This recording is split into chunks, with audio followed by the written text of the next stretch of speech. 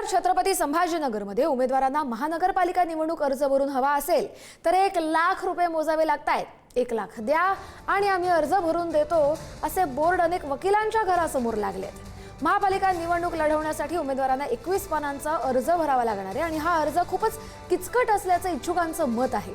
त्यात अर्ज बाद झाल्यानंतर अपील करता येणार नाहीये, त्यामुळे हा अर्ज जर काळजीने भरावा लागणार आहे। त्यामुळे त्यासाठी वकिलांकडे इच्छुकांची गर्दी लागली आहे।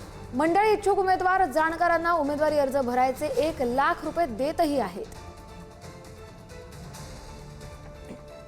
कठीण आहे का अर्ज भरणं आणि काय काय कठीण आहे त्याच्यात?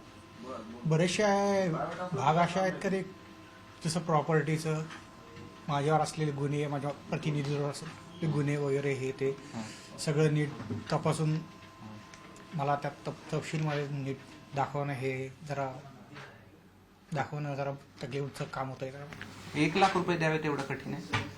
हा, तेच आमच्या सहकार्याने सांगितल्याप्रमाणे का फॉर्मच बाद झाला तर मग पुढचं विषयच राहत नाही, तर मग त्यासाठी पैशाचा काही विषय येत नाही।